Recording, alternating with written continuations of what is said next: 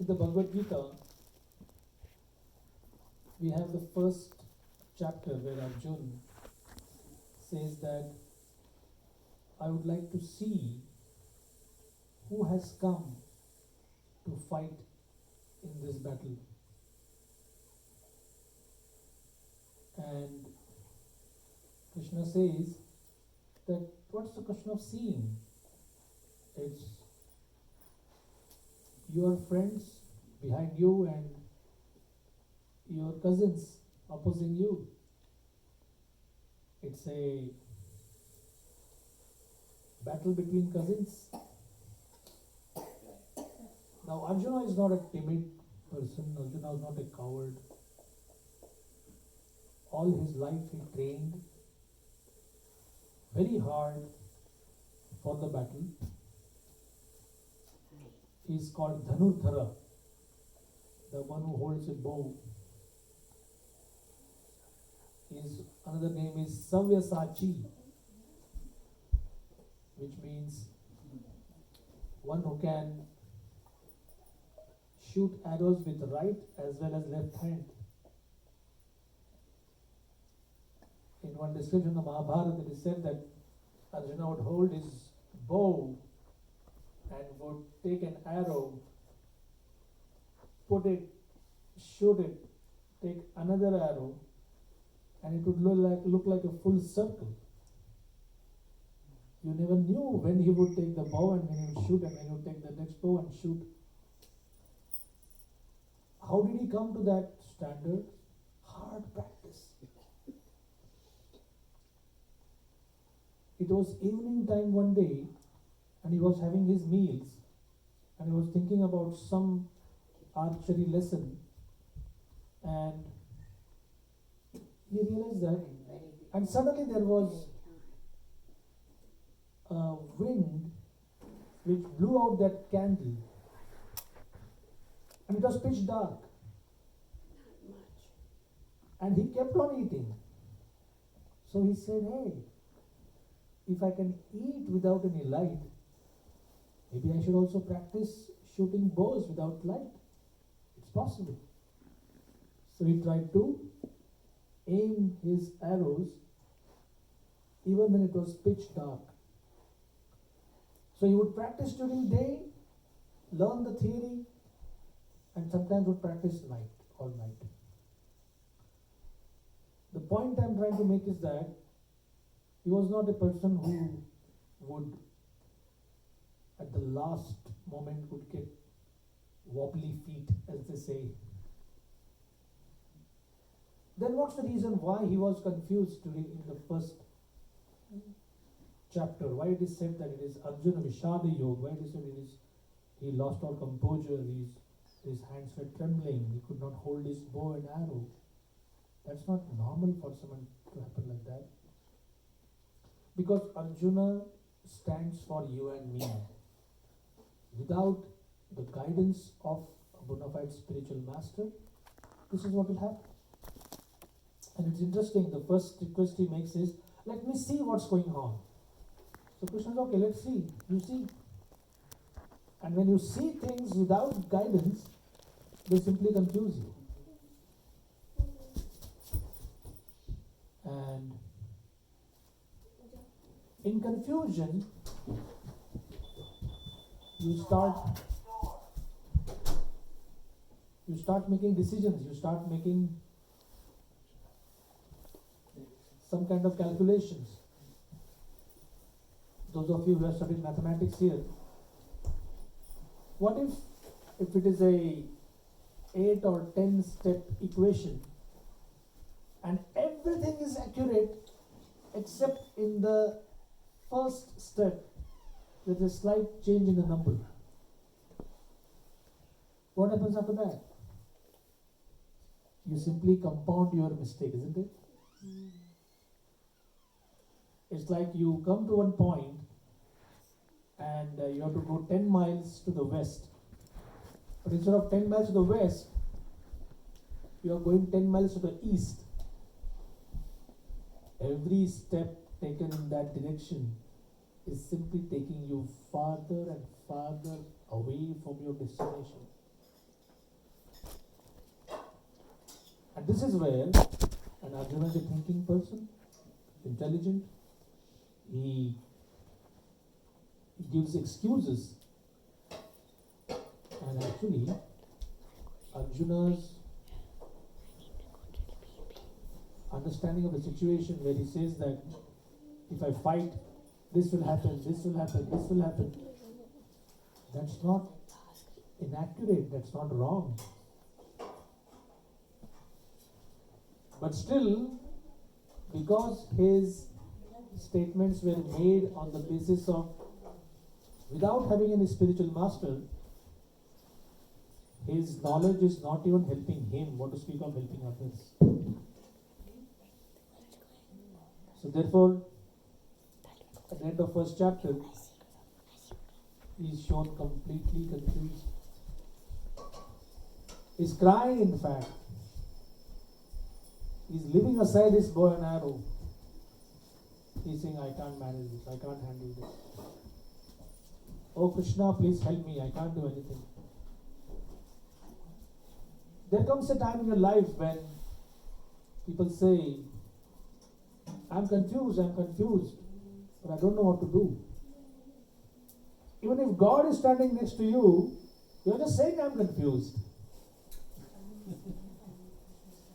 You're not asking that $1 million question.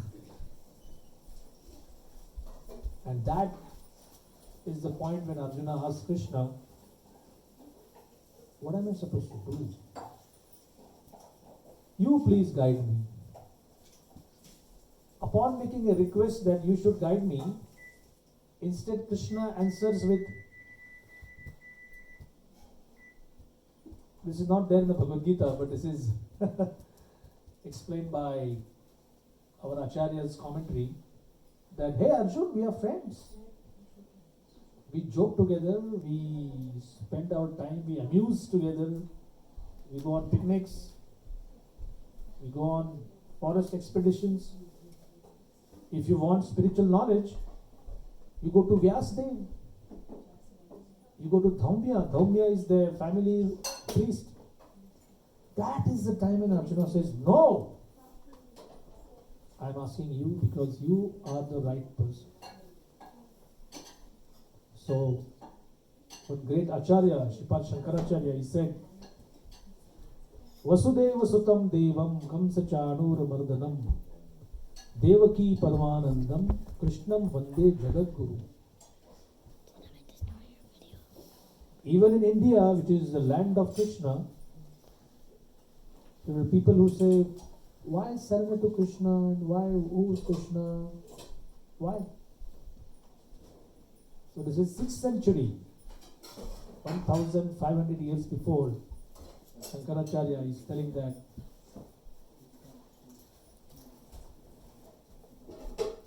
Vasudeva Sutam, the son of Vasudeva, the son of Devaki, the one who killed Kamsa, Chanura, that is the Krishna whom we worship. Now what happens? You surrender to Krishna, you tell him that, no, you become my spiritual master. Does Krishna congratulate him? Oh, very nice. Now I have one more disciple, and that too such an intelligent person. Krishna smashes him by saying, you think you are intelligent, but what you are saying is foolishness. Is it foolishness? Not foolishness? But now that Krishna has been accepted as spiritual master, Arjuna humbly understands, yes. In front of your spiritual master, you are supposed to be like Prabhupada describes, fool number one. Now, who wants to be like that? Today we have feeling that, oh, I am so great. I am no fool. I know my way in life. But as long as we have this feeling, we can have as much material knowledge as possible, but spiritually we will be bereft.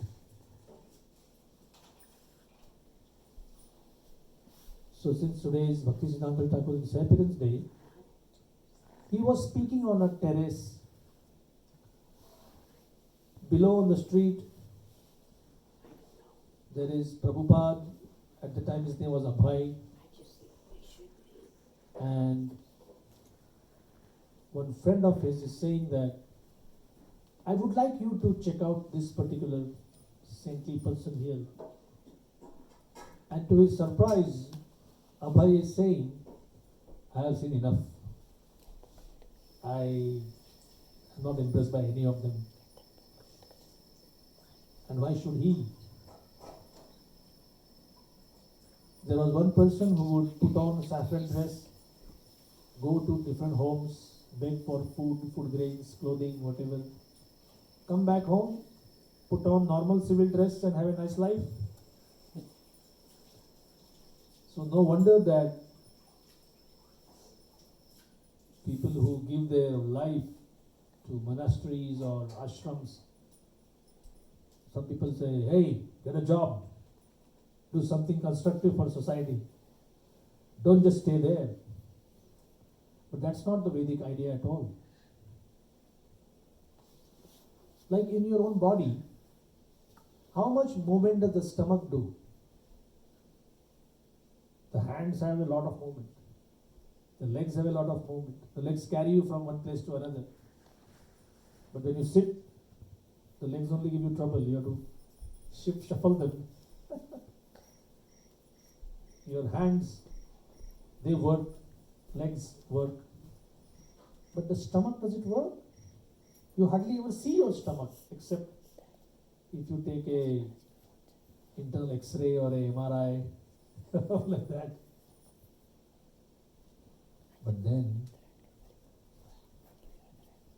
when you are relaxing, when you are resting for the whole night, and you have nice prasadam in your stomach, it's the stomach which keeps on churning, working, and every ounce of energy is pushed to the last limits of your body. The stomach which does most of the work. It's said that if your hand has a pizza and the hand says, I'm not going to give to the stomach, I'm going to enjoy it myself. How can the hand enjoy it? By keeping it. If the hand wants to actually enjoy the energy of that pizza or a piece of cake or a laddu or whatever, it has to cooperate with the mouth. The mouth has to chew it. It goes to the stomach. The stomach can give that energy to the whole body. Now this is no philosophy. This is just daily life. When you want to water a tree, do you make a list of all the things? Oh, it has one main branch, 25 sub-branch, one trunk, 25 branches, 305 sub-branches, 1,580 twigs, 33,428 leaves, and that much water we have to give. No! You just pour water on the root. Now it's the root's job to the rest. So the Vedas give these two examples, and none of them require any kind of, it's not rocket science at all. All along you are supplying food to the stomach and you're happy. All along you are supplying water to the root of a tree and the tree grows. So why not have the understanding that when you satisfy Krishna, the entire cosmos is satisfied. It's as simple as that. But Krishna cannot be worshipped directly. In a verse in the Puranas, Krishna himself says, those who say that I am a devotee of Krishna may or may not be my devotees. Is Krishna personally saying, those who say that they are Krishna bhaktas, they may or may not be my devotees. But those who say they are the devotees of my devotees, they are certainly my devotees. So our Gaudiya Vaishnava understanding is never to claim that, yes, I am a devotee. We always say, I am trying to be a servant of the servant of the servant of the servant of Krishna. So this friend, he pulled Abhay and said, just for a moment, let's go and meet them. You check him out and you tell me whether this sadhu is bona fide or not. So grudgingly Abhay agreed, okay, go. And then this sannyasi was sitting with his back erect and he was talking. And because they were from cultured families, they knew that if there's a Vaishnava sannyasi, they offer full pranam, they offer prostrated obeisances on the terrace.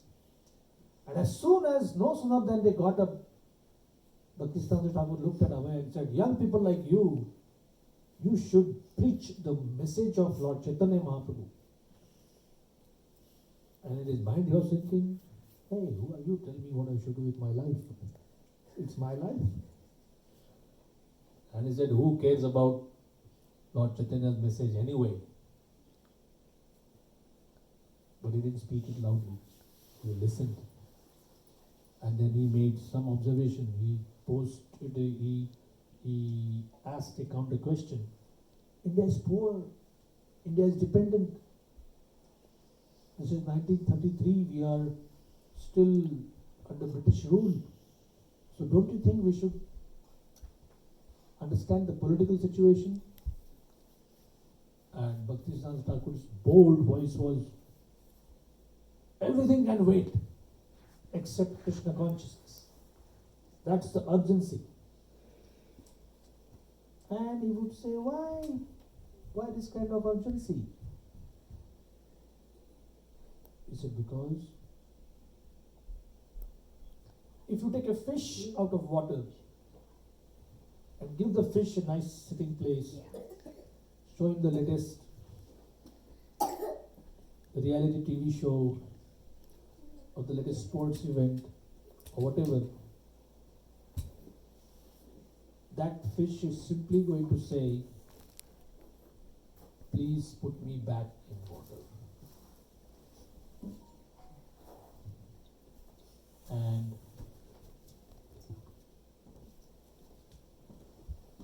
therefore, just like a fish needs urgently to be put in water, similarly the living being, spiritual in nature, it needs to be in its own element. And our own element is when we are in touch with it.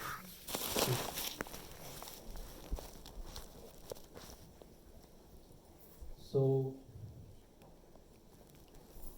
Srila Prabhupada accepted, he said not officially, but internally in my heart I accepted him as my spiritual master.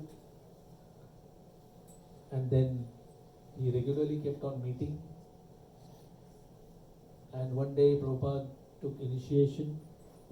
His name was Abhay Charan, and it became later Abhay Charanaravinda.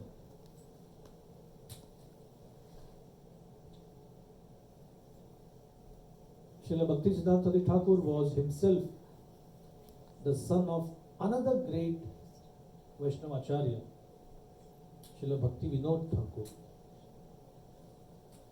And Bhakti Vinod at his time was one of India's most trusted civil servants. He was a graduate of the Indian Civil Service, ICS. Now it's called IAS. You can imagine how important Bhaktivinoda Thakur's service was to the British government, that they put a railway line in front of his house. And there was one engine and one coach just for one person.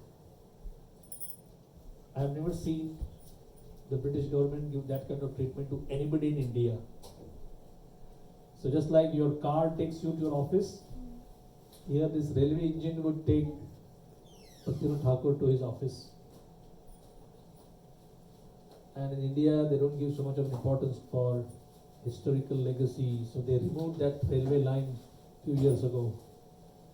It was not functional, but at least if they would have put, whenever ISKCON followers would have gone to pay a visit to Bhaktivinoda Thakur's place, it's there for you to see how important he was.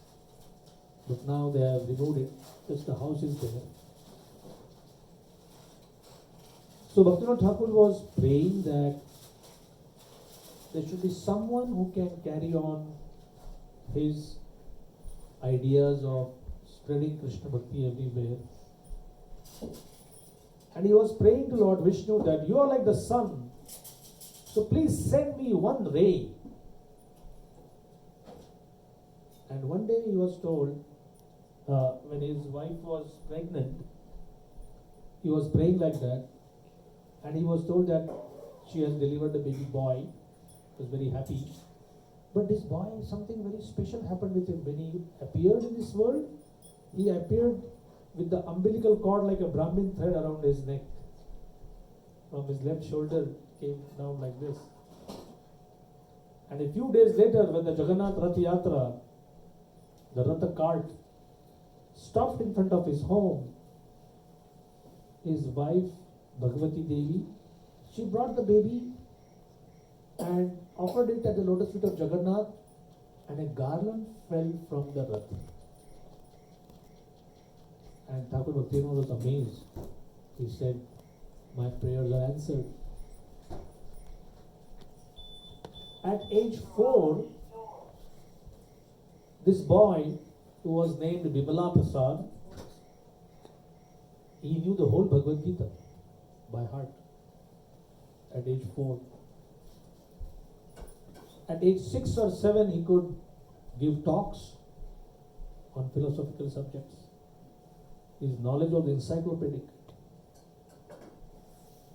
And just to give a test of his determination, it was the month of April or May, mango season in India, lots of mangoes. I also remember he would eat mangoes practically day and night. And how old is he? 4?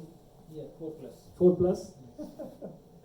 So, at this age, if you see someone saying that, I want to eat this, it's all right, kids.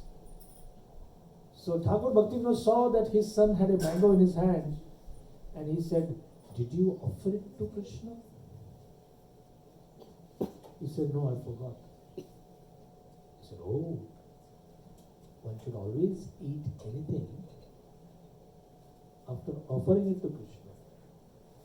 Just a simple statement. And this boy tells the father, Father, I am an offender. I have tried to eat something. He had not eaten it. He said, I have tried to eat something without offering.